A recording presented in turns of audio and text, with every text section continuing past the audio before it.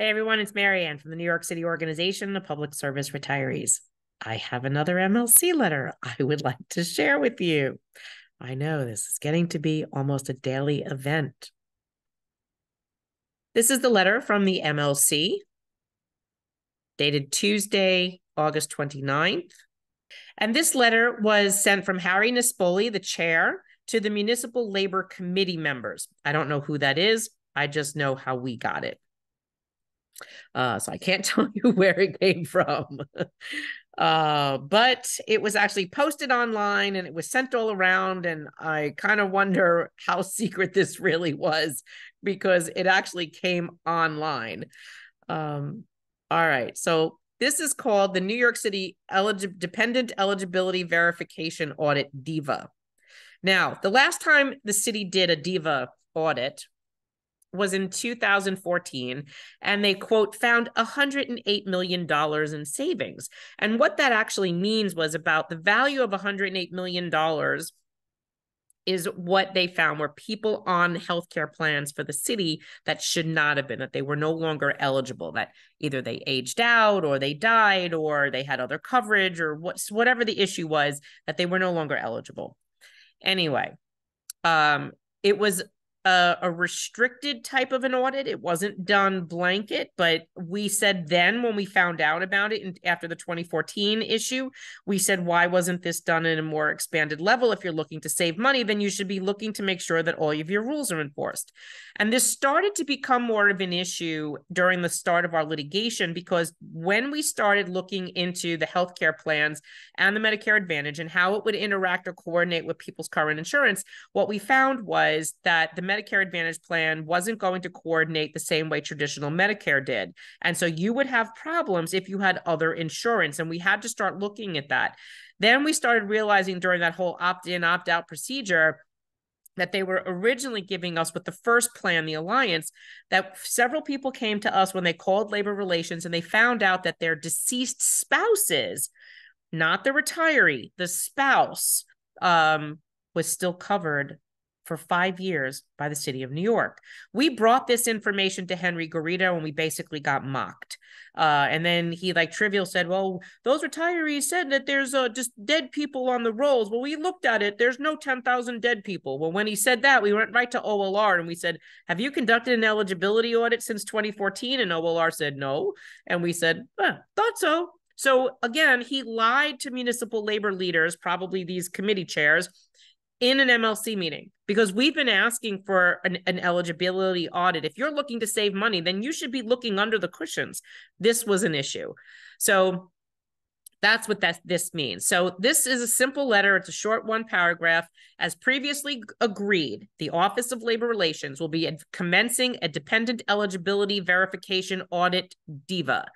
The MLC Technical Committee, I wonder who that is, and DEVA Subcommittee, wonder who that is too, have worked with the city to ensure that the audit is conducted in a manner consistent with prior audits. What are the prior audits? What was the manner that that was done? We'd be interested to know.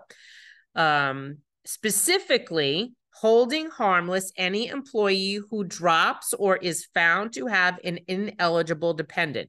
Now, I do not believe, and this is me speaking personally, Marianne does not believe that an employee should be held responsible for this. We know that labor relations is largely inept, and it is their responsibility to make sure that the purse is protected and that whoever is supposed to be on healthcare has healthcare and who isn't.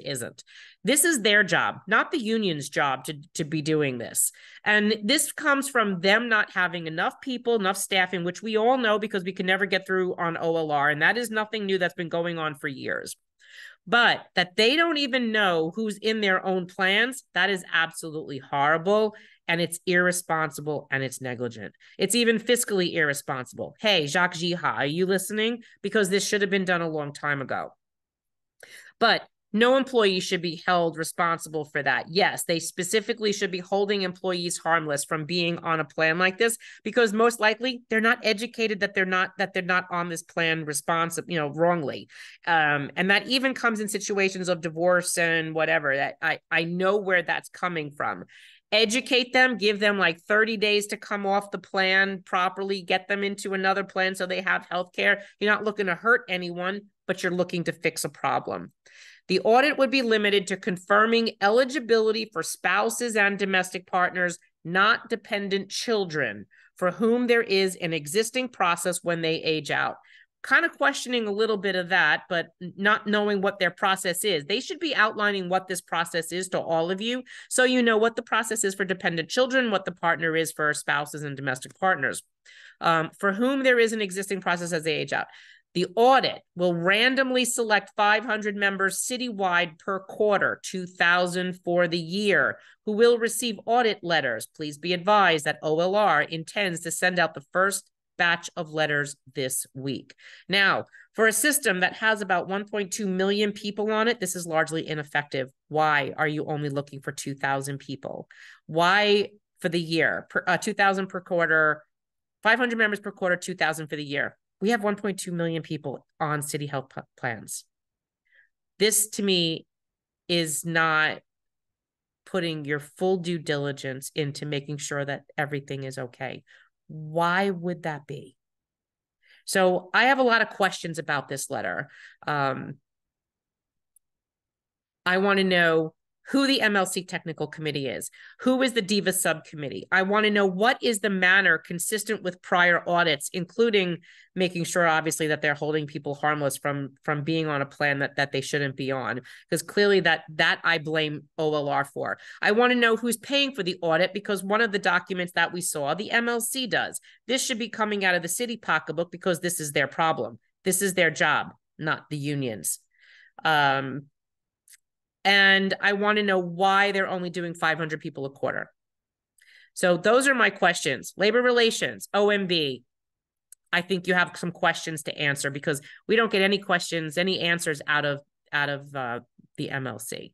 If you're going to do something, you do it the right way. You're not looking to hurt people, but you're looking to make sure that if you're saying that you need to find savings, or that this cost plan is costing too much, or it's unsustainable, maybe you should find what's unsustaining it. And I think this is one of those things, because we know for a fact what we found when we did this. And we wrote OLR about this many, many times, and they basically ignored us. They told us the problems were fixed, which we know that they're not. And we also want to know, are they only checking eligibility for active workers, or are they also checking retirees as well? We want to know both. Who are you checking? Because this sounds like you're only checking active workers.